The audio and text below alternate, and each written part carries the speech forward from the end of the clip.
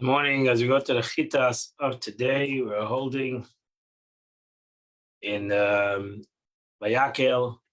This week, the portion is Vayakel and Pekudei together. We're holding on chapter 37, verse number 17. Yasa Meneda, and he made the Meneda Zofter, which is pure gold. Miksha Asa Meneda, he made the Meneda out of one pure piece of gold. Yerecha v'kana, its base and its stems. Iviyel, its goblets. Kaftera, its knobs. Rachel, its flowers. Mimenu yil, all came out of the menorah. Shisha kanim yetzim mitzida, 6 branches coming out of its sides. Shloisha kanim menorah mitzida echa, 3 branches coming out of one side. Shloisha kanim menorah mitzida sheni, 3 branches coming out of the second side. Shloisha Givim, they had 3 decorated goblets, Mishkadim, which Kadne Echad, in one branch, Kafter Vaferach, a knob and a flower. Shloisha Givim, Mishkadim, Kadne Echad, 3 decorated goblets on one branch, a knob and a flower. So for the 6 came the Sheish Sakana Yitzaneda, so for the 6 branches that came out of the Meneda. Bameneda and in the Meneda, Bameneda in the Meneda, it was Givim, Meneda above Givim, and the Meneda had decorated goblets, Kaftera Fracheh with its knobs and its flowers. Kafter Shtachashtei Akadim, a knob on the 2 branches from it. Kafter Shtei Akadim Mimenu, and a knob under the 2 branches from it. The Sheish Sakana Mayetzim Noida, from the 6 branches that came out of the Noida. Verse 22. After they their knobs and their branches all were one piece of gold. Miksha Achaz Zofter was all made out of 1 block of gold. Verse 23. Vayasas Neda Shiv, and then he made 7 lamps. Maltachel and its tongues, Umachtesel and its scoops, Zov, were made out of pure gold. Kikar, he made this whole meneda out of 1 kikar, 1 talent of pure gold. Ve'eska kela, and all its vessels. Verse 25. Ayasis mizbach tedes atze shitim, then he made an incense altar that was in the base of Midrash out of acacia wood. Ama arkai, 1 cubit was his length, and 1 cubit was his width. Amasayim Kamasayim, 2 cubits its height. Imena here kindness of its horns, and it had 4 horns on the 4 sides. It came out from the Meneda. They covered it with pure gold. As God gave us kiras of its top, its walls, Saviv all around it. As kindness of its horns. He made also a golden crown around its base, around its top of this altar. So this altar had a crown like the Aron, like the Shulchan.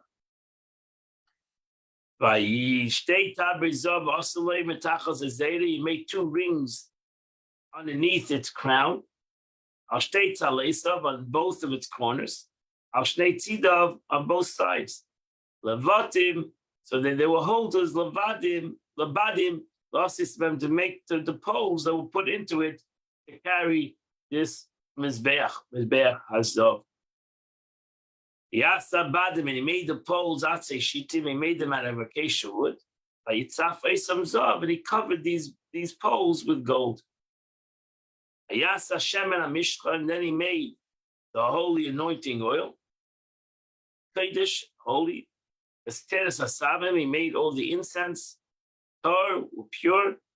Maser Kerach, they were all made professionally, the art of a perfumer. And that completes the Chumash for it. And now go to the time of the day. We're going to start chapter 36 of Tanya. So in the previous chapter, the Alter Rebbe explained began to explain why the observance of particular mitzvahs is the ultimate purpose of the Torah and one spiritual service of God. This particular aspect is understood by the conclusion of the verse. The thing is very near to you in your mouth and your heart, and you may do it. The concept of action. Explain that only mitzvahs observed through action draw down the light of the Shekhinah upon one's animal soul and body, rather than upon the divine soul, as do mitzvahs performed only through thought to speech. So action, the concept of action, ultimately affects the body itself and affects the animalistic soul, which is the life force of this body. This does not answer one question satisfactorily. Why is the illumination of the body and the animal soul so important? That those particular mitzvahs which accomplish this illumination should be considered one primary object. What's so important? Who cares about the world? Let's just leave the Torah to a spiritual world. Why connect Dafka? Do we need to connect it to a concept of action? Why does it need to come down to the physical world? It's a very important question.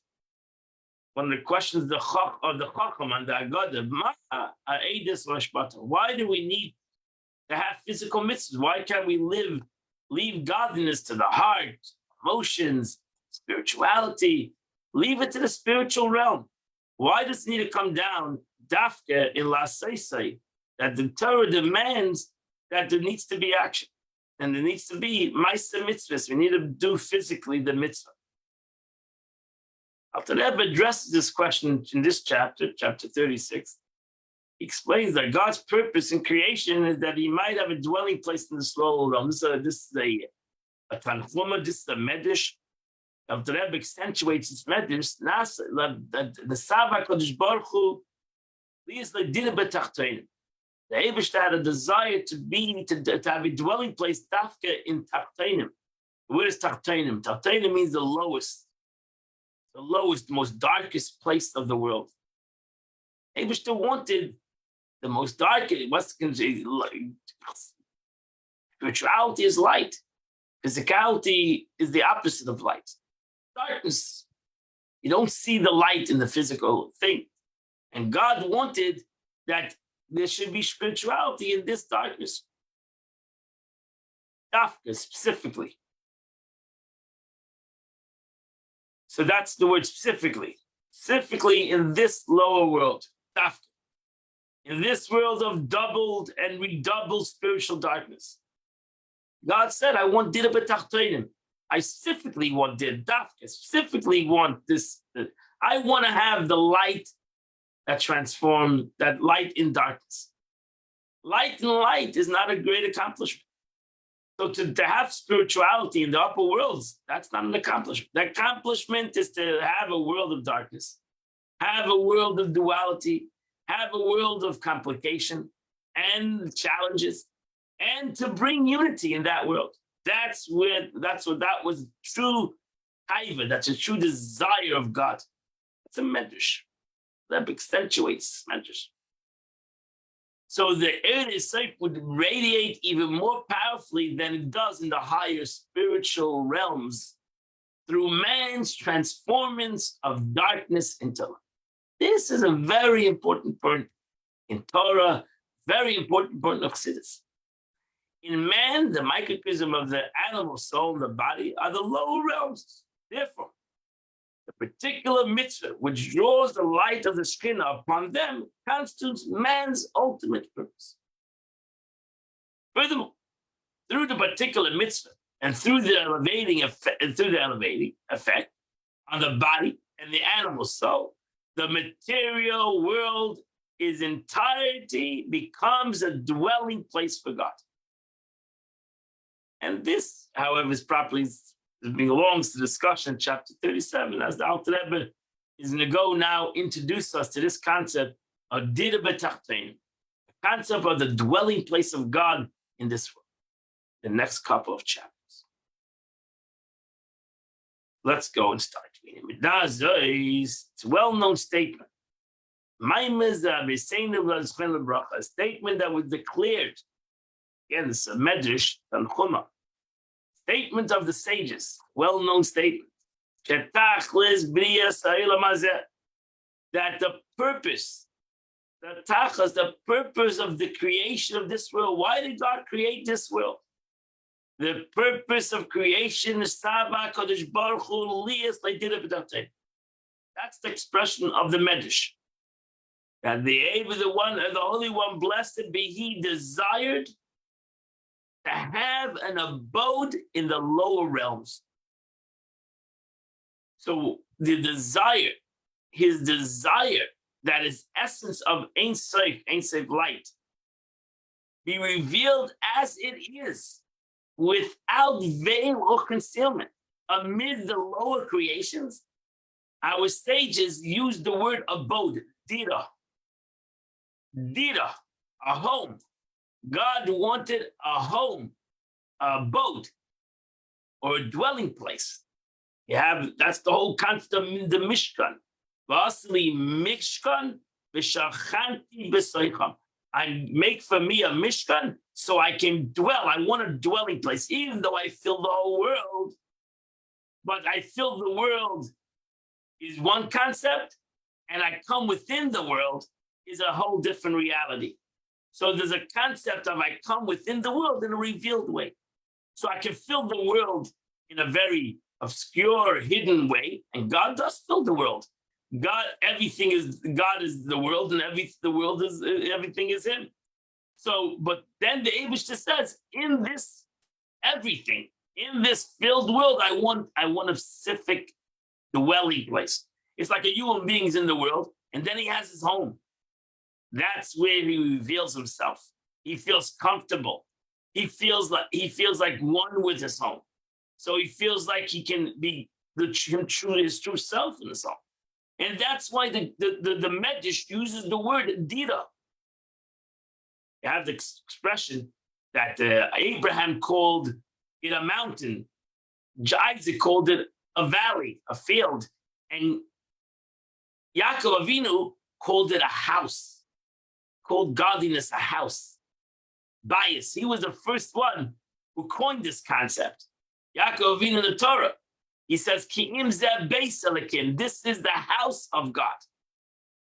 This place, the Hara Maria, the place of the Beis Hamikdash, that's the house of God. The whole world fills God. But over here is the home, the Dira.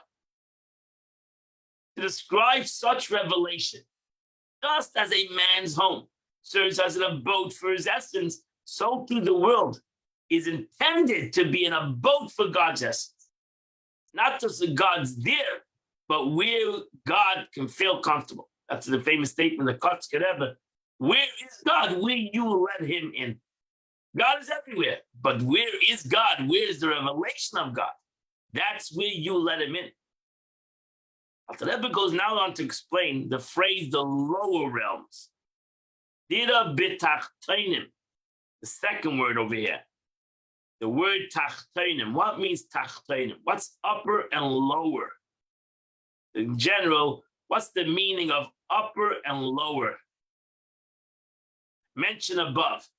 He shows that this refers to our physical world. Our physical world is called tachteinim, lower. Explanation brief. The higher and lower realms do not denote degree of respective importance in the sight of God or closeness to him. Higher and lower, there's no such thing as higher and lower by God. What means higher and lower? What means there's a high Olam Elyonim, Olam HaTachteinim. There's the higher worlds and the lower worlds. In spirituality, there's no higher and lower. In a physical world, you have higher and lower. But in a spiritual realms, what is higher and what's lower? Well, higher could be lower, or lower could be higher. So in God's eyes, all worlds from the highest to the lowest are equally insignificant. All are equal remote from him. On the other hand, he fills the lowest world just as he fills the highest world. So what is higher and lower? So that's why Chassidus explains the concept of highest and lower is not the concept of I want to, some people explain the concept of quantity, how much is there, but in the concept of quality. In the terms of higher or lower, must be understood as a standard of comparison within the numerous worlds. The integrated degree godness is revealed. In the higher worlds, the greater revelation. In the lower worlds, the limited revelation. God is there equally in all worlds. God fills all worlds. Nothing is hidden from him. As we expressed it many times, I don't change. Nothing is changed for me. There's nothing hidden from me. There's nothing out of me. There's nothing separate from me. I am everything. Everything is me. Question is, it's revelation. Where is God more revealed? In the upper world, since it's a more spiritual world, it's more a revealed world. When we come to a physical world, there's less revelation. God is there in an unrevealed way. God is not hidden from anything. The thing is hidden from godliness. So that's the concept. The concept is revelation or not revelation, not what's higher, what's lower. And that's the concept of higher and lower in the world. Means more revealed, less revealed. But God is the same as he's there in Gan Eden, in the upper worlds, seemingly, as he is in this world. For more revelation, the higher the world. More obscurity and concealment, the lower. From this standpoint, our physical world is the very lowest from here. Godliness is most veiled and concealed. That's the meaning. So the meaning is God is here, as he's in the upper worlds, but he's concealed. We don't see him. And since he's unrevealed, that's why it's a low world. That's why it's a world of darkness. So in the higher worlds, it's a much more world of light, while in the lower worlds, it's a much more world of darkness. So that's why this is called the world of darkness. Not because God's not here. Not because God doesn't fill this world. Torah says God fills the world. It might fill the world, but the world, it's not revealed. So the difference is, again, in quality. Quality. The quality of the upper worlds are much more a quality world. And therefore, there's much greater revelation. While in this world, there's more quantity, maybe, in many ways, but the quality is missing. And that's the explanation that the Rebbe says. Truly before God, in his sight, the distinction of higher and lower is not valid, doesn't make any sense. Because God pervades all the worlds equally. What then does our sages mean God desired in a lower realm? What does it mean that God wanted to have a dwelling place in this world, in the lowest world,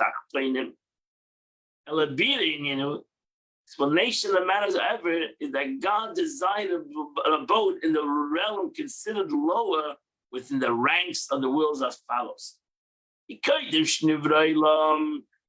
the world was created, before the world, any world was created, there was only he alone, one and unique, filling all the spaces in which he created the world. Anything that could be conceived of as a space or a possibility for creation was filled with insight. That's the meaning. The world was filled with God. And therefore, there was no darkness. It was God. So therefore, in a way, there was no world. Because since it was God, there was no world. It was God. And the truth is, we got Matake. And it's exactly right now the same way. This world is God. And there's no world. Really, the truth is, this world is godliness. just like before the creation of the world. It's God. It's all God. Nothing has changed. To God, nothing has changed. Before the creation, after the creation, to God, it's only about godliness. This is a godly world, just like the world that was before the creation. That's you understand the difference when it says all of them, the world is always in God's thought. Because in essence, everything comes from God. So what happened after creation? What happened in creation? Didn't happen in God, anything happened in creation. It happened in the world something. The change, what happened in the world was not in God. What happened in the world is God hid himself. So the world became different.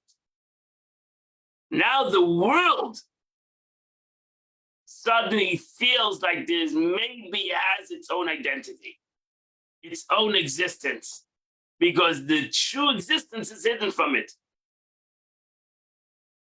God cannot hide himself from himself, but God can hide himself from the world.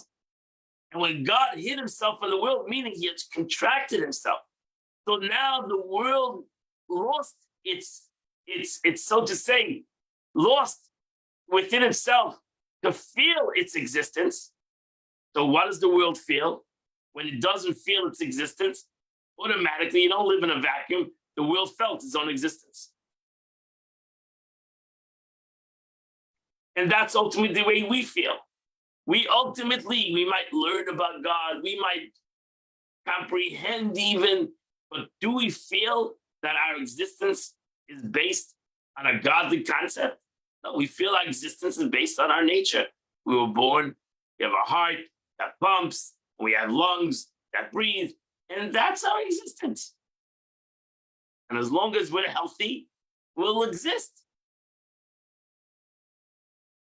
But the truth is that that's not true. The truth is that our existence is based on God. God gave us this existence. But that concept is hidden from us. It's not hidden from God, it's hidden from us. And that's the difference. The difference is not within God, who gave existence. The difference is in the entity that God gave the existence to me, for example. To me, I have a difference when there's a revelation and it's not revealed. So since the truth of my existence to me is not revealed, that's why I feel a self-existence. And the question is, how far did that go? How far does that go? How much do I feel self-existence that I am primary over anything else that exists? So now we can have an intellectual comprehension that even though as I am primary, but there is a greater existence. I believe in God. And since I believe in a greater existence, and I believe that there is a God in the world, and he's my God, so therefore now I impress on myself to follow certain concepts in my existence. Could you imagine if I can have a revelation of godliness that I feel my total existence is godliness? And I have no existence but God? Then everything would be phenomenal. I wouldn't have a struggle. I wouldn't have to even have a concept of a doubt or a contradiction or a possibility of the opposite of my existence. I would never be able to go against my existence because I feel my existence. But right now, since I feel my self-existence, so therefore I decide to do things that are maybe not what God wants because I feel that this is for my existence. And my existence is important and it's not based totally on godly existence. So it's all about my capability to reveal my true existence, reveal my neshama, or not.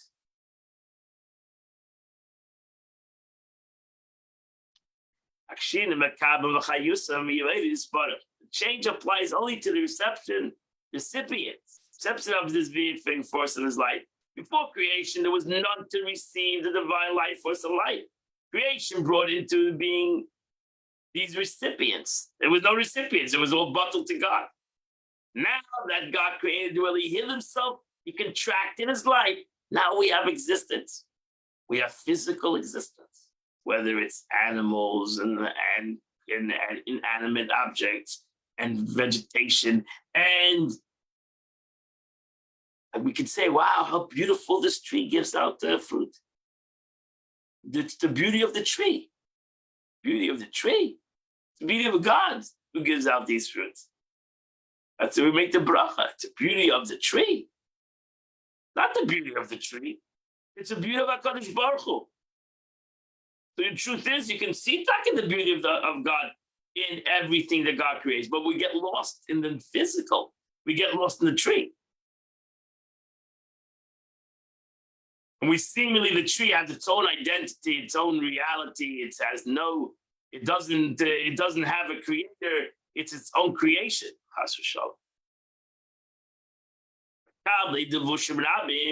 Receive as its light forth by many numerous garments, which conceal the light.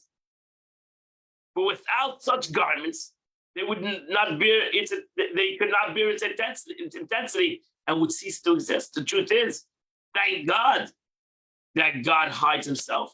Because if God will reveal himself, we will be totally, the world will turn into the way before creation. When God reveals himself in the way he would reveal himself before creation, the entire world would become part of like God's before creation. It will be nullified in its existence. And that's why God says, no man can see me and live.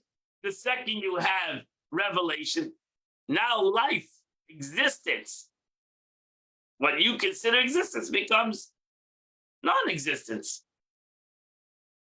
Becomes true existence, which is not real, which is not my real existence. I become the existence of God. I become God's existence.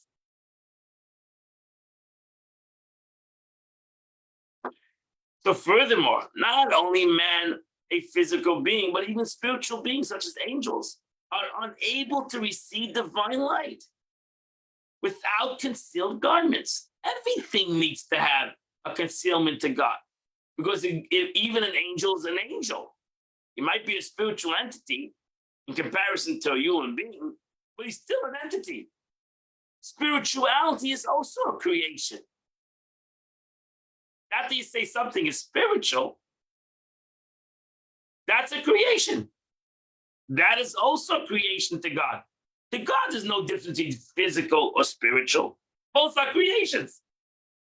So the soul is a creation, angels are creations, and human beings are creations too. The difference is in an angel or a soul, which is much more spiritually, you don't see it. So that's it. You cannot touch the angel. You cannot see the angel, even your own soul. Because it's spiritual, it's lost its physical dimension. A human being you can touch because it's more physical. It's tachtonim. It's more physical. The more physical it gets, the more coarse it gets, more dense it gets. But what happens is the more it loses its spiritual existence. It loses revelation of its spirituality. Peter should be saying as our rabbis of blessed memory interpret the word v'choy and live. In this verse says, Ki lo yara'ani adam v'choy, for man cannot see me and live. The verse referred to angels. The kroyim chayes. In the Torah, angels are called chayes. Hoylich, we say it in our davening. Godness except by the way of garments, which conceals him, thereby enabling them to be receive his life. Chayes. Chayes HaKodesh, holy living things. Holy living things. What is a holy living thing? An angel is a holy living thing. But it's automatically something that needs to be able to receive a life force, to be alive. to be in existence. So that life force needs to come within that entity. So that life force needs to condense itself to that entity. If the life force was greater than the entity, then the entity would become part of the life force or lose its existence. To become part of its existence, of its true existence, of its life. So the degree of concealment varies, however, from world to world and from level to level. Here, the distinction between high and low realms becomes valid. So now you have this greater revelation in the world to come. It's a greater spiritual world, no question about it. That's why the only way you can go to Gan Eden is when you divest your body. You let your body let go. That's where the great thing of Moshe Rabbeinu, he went up to heaven with his body. Eliyahu Navi went up to heaven. That's a great accomplishment. Why is it accomplishment? Because usually to go to Gan Eden, to go to the spiritual realms, you need to let go of your body. Your soul needs to let go of the body. The soul doesn't want to let go of the body. But the soul needs to one day let go of the body to be able to go to Gan Eden, to a spiritual realm. But that's still a physical, that's still to the soul, a place, a space. That's the more spiritual space. That's why the Rebbe would say, you think Gan Eden is someplace, Gan Eden could be right over here on top of you. Because there's no higher and lower when it comes to this concept. It's just more revealed or less revealed. So Gan Eden can be right over here. But we have this imagination that Gan Eden is someplace, Leveis for us, the guy did the journey of 1,000 miles. It just means more spiritual. Over here in this world, we're more mundane, more physical, connected to body, while in the upper worlds, we are more spiritual. We separate ourselves from our bodies. This is the whole concept of Ishtalshlus, what Siddur says, Kabbalah explains, the descent of the worlds. Don't imagine the descent of the worlds is like from China to America. It's not a physical dimension. It's a spiritual concept. The sense of the worlds can take a second between the world of emanation to the world of creation to the world of formation to the world of action. It can happen in a second because it's a spiritual concept. It's a concept of revelation or the opposite of revelation, contraction. So therefore, it can happen in a second.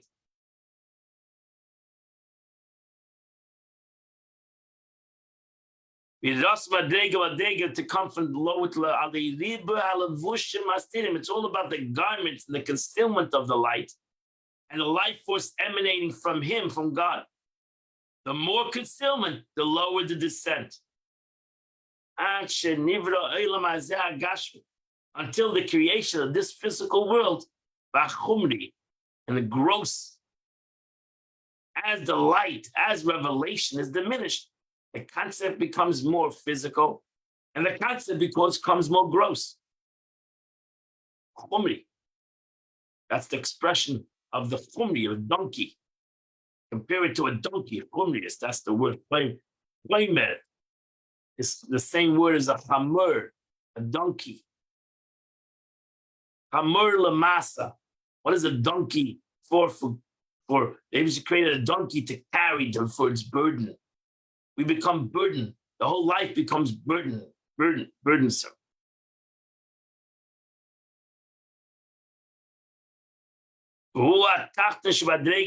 And this is the lowest degree. There's no lower in the realms of concealment of this life, but in this world. In this world, which fills God, which is full of godliness, you can have total darkness. You can have total evil. It's a redoubled darkness. It's a world that's so dark, it's a double darkness. It's the expression the 10 plagues, that there was not just darkness, it was a double darkness. What happened in dark? Not that they couldn't move. Darkness is such a dark that you can't move. It freezes you. It's stuck, it gets you stuck. We see that in life, that we sometimes in our lives, we can be in a dark situation that we cannot move. We're frozen into place. So there's a situation where a person works in the dark. I don't know I'm not sure exactly where I'm going. I'm not sure what I'm accomplishing. I feel lost. And there's sometimes I'm stuck. The Rebbe would say this many times, that this galus is a it's a doubled and redoubled darkness. It's a world that is full of clippers, full of dark, full of coverings. What is true? What is untrue? What is right? What's not right? Nobody knows, because everybody decides on his own what is the right thing, what's not a right thing. And it can be Neged Hashem Mamish, and you can have a world that seemingly is openly against what God wants. Loima, it can be a person that can say Ani B'Avsiyai, and there's nothing else besides like an atheist. You can have atheists. You can be an atheist Jew. That's it. Ani B'Avsiyai, there's nothing, there's no God, there's no nothing, even though it's possible. The world without God is no existence. But I can say that. That's the darkness of the world. It is thus clear. So that's the point. The point is that, in essence, to that person who says, I am, and there's nothing, still has God. God is still with him. God is with him, like the tzaddik who says, I believe in God. To this guy who says, Ani v'afsiyoid, I am it, and I don't believe in anything. God is with him. He might not be with God, but God is with him. Because if God wasn't with him, he has no existence. See, imagine the humility of God. He hides himself from this person. That this person can say, Ani v'afsiyoid, this person can say, I am it. And he doesn't reveal himself to this person. He lets this person say, I am it, even though it's not true. And if the person would be put to the test, the Yid would be put to the test as Jew, he would reveal his truth. So it's thus clear the real lower realm refers to this physical world, the very lowest degree of divine revelation. So since there's but one order of Ishtalshelus, question arises.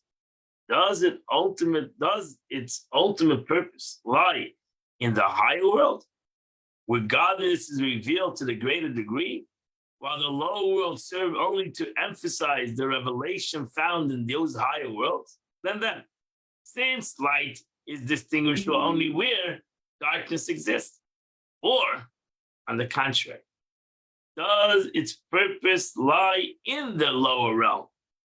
But in order to create them, an order of Ishtalshelus is necessary, entailing the creation of the higher realms. What's the ultimate purpose? Is the ultimate, according to this concept, is the ultimate purpose the higher realms of the worlds, Gan Eden, or the ultimate purpose is this world? And we can say it either way. Obviously, concealment of godliness is not an end in itself. Thus, we assume that the second position, it follows that these lower realms are created so that darkness pervading them be transformed into light. Statement that God desired an abode in this lower realms shows that the latter position to be the true one. That the abode is built by revelation of his presence in this lowest of worlds, to the degree surpassing even the highest worlds. That's the greatness. The Eivishter wanted. Stava Kodesh Baruch Hu did it, but Tachtayna means that God wanted that in this lower world should be revealed even something greater than the higher worlds. It's not that we're reaching the higher worlds, that we are revealing something that's in the higher worlds in this world. That's not a chachma. The real purpose is that in this world, Nesava Kodesh Baruch Hu, God said that there can be a greater revelation in this world than even in the spiritual worlds. That's the meaning of the statement. Not that, so most of us might think, that the whole purpose of this was to get to Gan Eden. That we think, I'm living in a dark world. Why am I smushing myself and striving and push myself in this dark world? So I'll reach a spiritual world. No. Siddur says no. Because the spiritual is not the ultimate. The ultimate is this world. So the ultimate is that you make this world into a spiritual world. Not that you work in this world so you reach a higher world. No, the Eibishter wanted that in this world, you would have a revelation in this world, because the revelation in this world is even higher than a revelation even in the upper world, spiritual. That's how the Alter Rebbe explains a simple medrash. The Eibishter had a desire. That the spirituality in the upper worlds is not a desire. That's a natural thing. In a spiritual world, there's spirituality. Where is God's desire? Is in this world.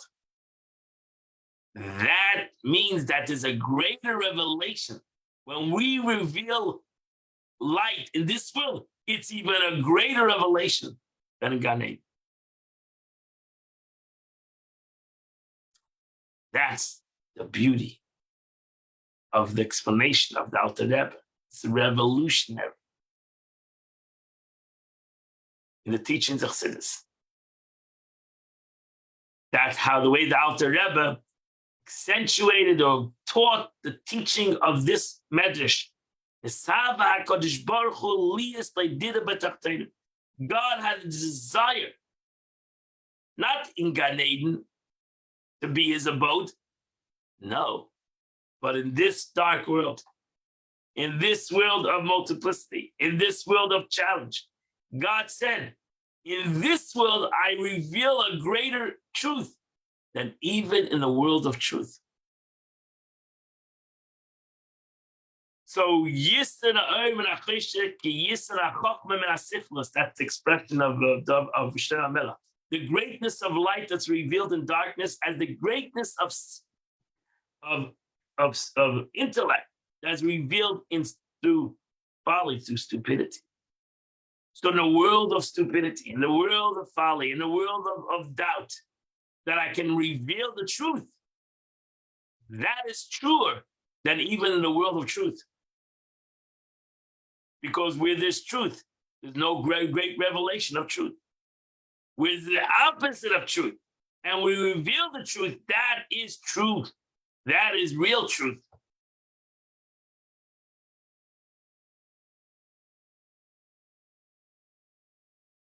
Statement that God created a boat in the role, since it said the statement that God desired, an abode in the lower realms, shows the latter position to be the true one. That the abode is built by the revelation of this presence in this lower world. It's not built someplace else. I'm not working in this world for someplace else. I'm working in this world for this world, because there's something greater in this world than even in the more spiritual worlds. Actually, all the spiritual worlds are created for this world. This is in brief the subject in the following paragraph in the text. The purpose of this whole Stalshus, this whole purpose of all these spiritual worlds and their descent, they came down from level to level. It's not all about the upper worlds. Why is it not about the upper worlds? Because to them it constitutes a descent from the light of his content, right? As the world comes down from world of emanation to the world of creation, it's a descent. The word olam in Hebrew denotes concealment. Thus, even the highest worlds constitute, by the very existence, a descent. The world of Atzilus is already a descent from prevailing levels of godliness that preceded their creation. So the world of Atzilus is a descent. From an infinite light, the world of emanation is already a descent. From the world of Atzilus to the world of being is a greater descent, a less revelation. It is illogical then to say that the revelation which these higher worlds represent is the purpose of Ishtalshlus. Why would there be a purpose in descent? Why would there be a purpose? What's the purpose in concealment? There's no purpose in concealment besides one concept, and that is to create this world. Thus, for the sake of concealment, what is the purpose? Purposeless. The whole purpose is that there should be this world. Since the revelation is actually concealment, and the ultimate purpose of creation lies in revelation, not concealment. And the whole purpose is that there should be able to be a revelation in this world.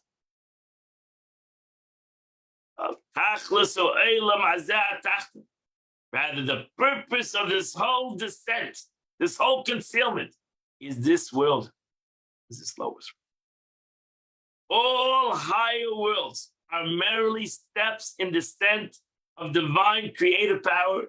In each of them, the light is veiled even further until it finally reduces to the minute degree of revelation that this physical world is capable of receiving. And that's so that means all the spiritual worlds were all created, and it's descent for this world. Because there's no purpose in concealment for concealment itself. All concealment is for revelation. So therefore, all concealment was that there would be able to be some aspect of this world and to be ultimately a capability of revelation. Thus, the purpose of state Ishtalshlus, the descent of these worlds, for what was his will, that we find pleasure in Sitra in the subjugation of Sitra into holiness, and the darkness of Klippa to transformed into light. That's all what the upper worlds were created for, that there would be a physical world, a tachten, there will be a tachten, there will be the lowest concealment, and a Jew, a human being, will come and bring light into this world. So that in the place of darkness and Sitra Achra prevailing throughout this world, Ein Sof of God will shine. The yesterdays, the yesterdays are the greater strength and intensity. And the superior quality of light that emerges from darkness. Meaning, when darkness is transformed into light, the resulting light is superior to ordinary light. It will thus shine with even a greater intensity than the radiance of the higher world. So we reveal the essence of God, in essence. The upper worlds cannot reveal the essence of God. The Eibishter says the lowest world, this world, Asili Mikdash, and I will dwell in your midst. You will reveal my essence. No world, no spiritual world can reveal God's essence but this physical world.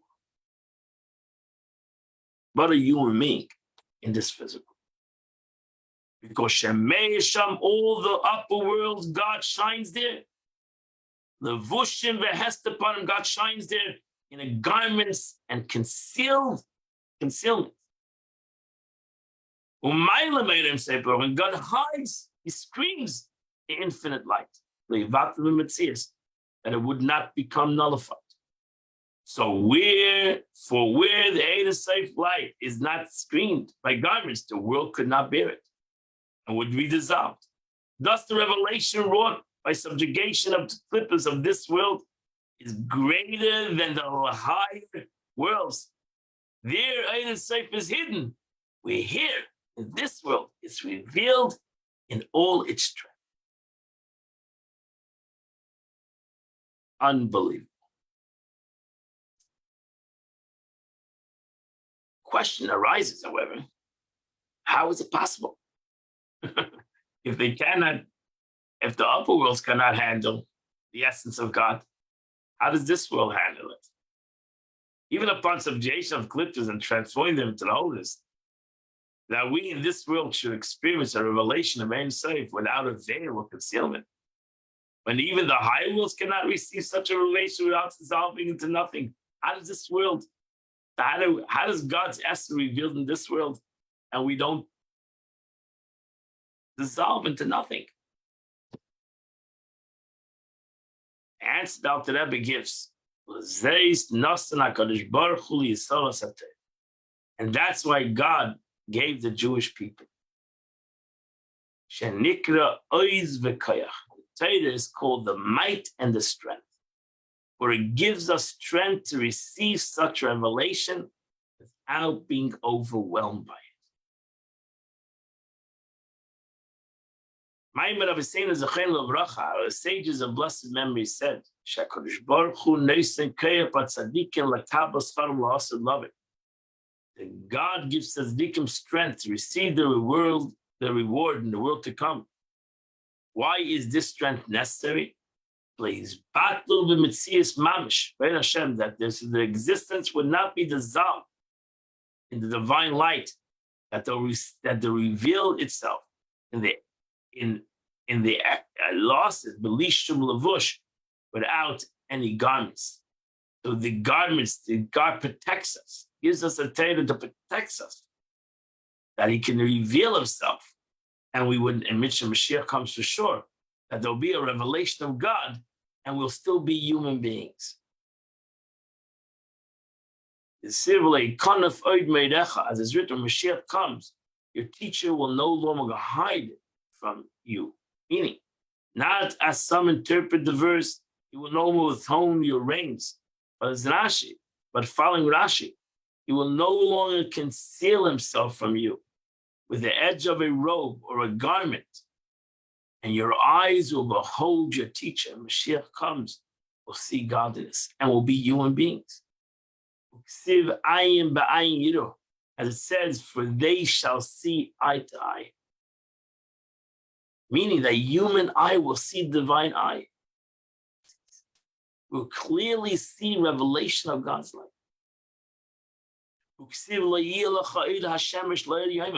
It says we won't even need the sun to be low. We don't need the sun to be the light of the day. Imagine. We won't need the sun. Right now, we need the sun to give us light. But then when Mashiach comes, the Eibush will be your light. The strength to receive this light, which will shine in the world to come without garments or concealment, we derive from our present study of Torah.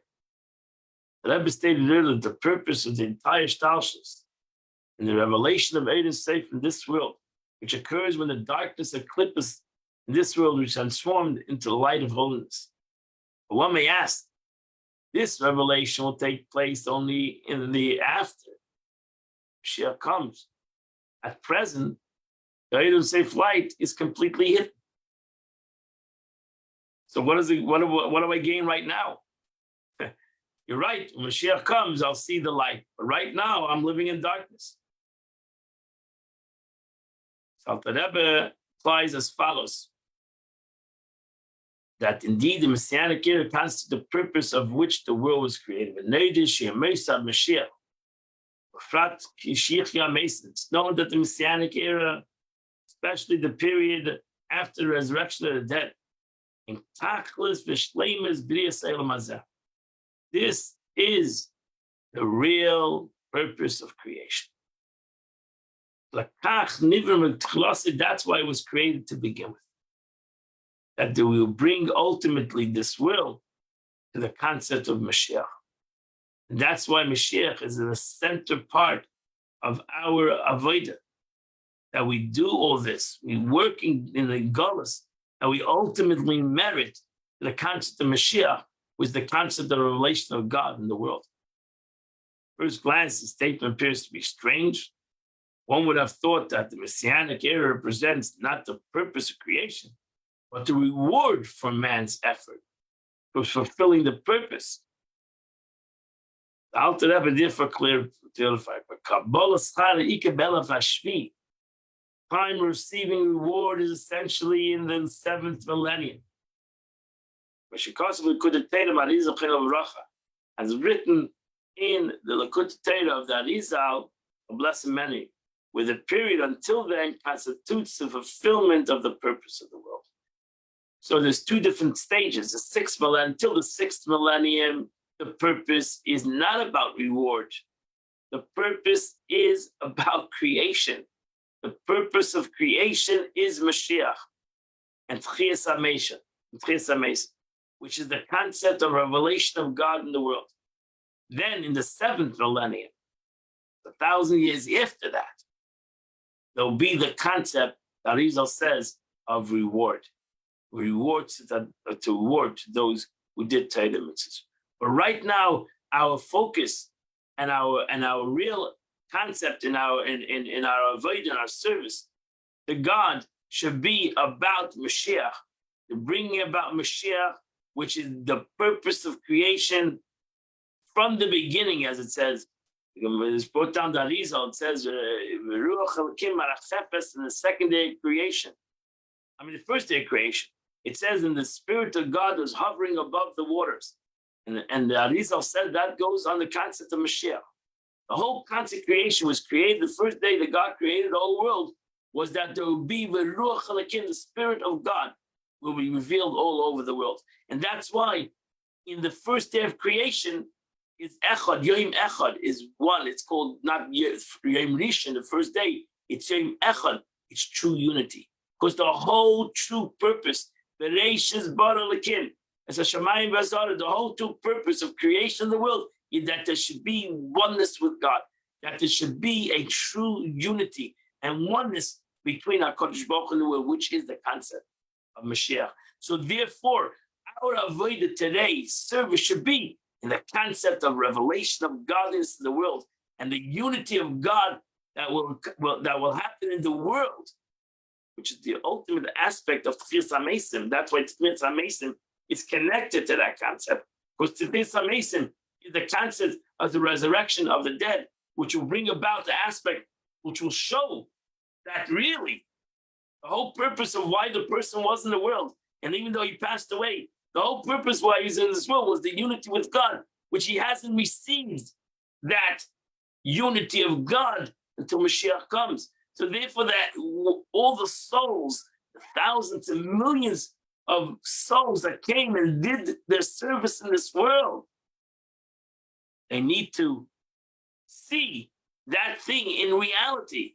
That was the service in the world. That's why they'll all be resurrected, Be'ezrat Hashem, and they will see, because then they will see when Mashiach comes and there'll be resurrection, they will actually see, as the Alter Rebbe says these verses, they will see this revelation in a reality with their own eyes.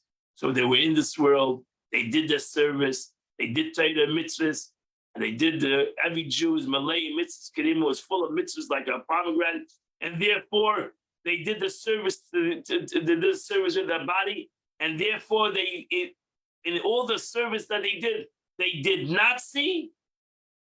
That's why they'll be resurrected, they'll come back again, and then they will see. Because that's the purpose. Not that they're going to get a reward. Not a reward. It's the purpose. The purpose is revelation. Revelation is not a reward. Revelation is the purpose of creation. The Sava Kadosh Baruch Hu leads the Divrei Tachtonim. God had the desire to be revealed in this world. That's why He created the world. So reward. The purpose of creation is revelation. What the reward will be, wow, will be even greater than that. But revelation is not a reward.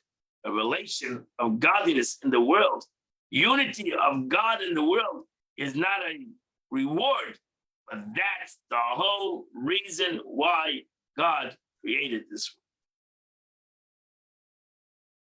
world. That completes the Tanya. It's a very deep chapter 30, 36, 7. These are very deep concepts. I hope that you will read this Tanya, not once, but not twice, but not 3 times. Learn this a couple of times until this resonates in your understanding of Chassidus, that you comprehend what is this concept, the revelation of godliness in the world, and specifically the revelation of godliness specifically in this world. And the purpose of creation is the revelation of godliness in the world. And therefore, it's not Gan Eden, it's not paradise, it's not even the upper worlds, the holy spiritual worlds of the angels, of even Atzilus, but really Tachtonim. It's really this physical world. And therefore, ultimately, all the neshamas, Mashiach comes, ultimately all the neshamas in the upper worlds will come back down to this world, where they'll merit to see that their avodah, not going to get a reward.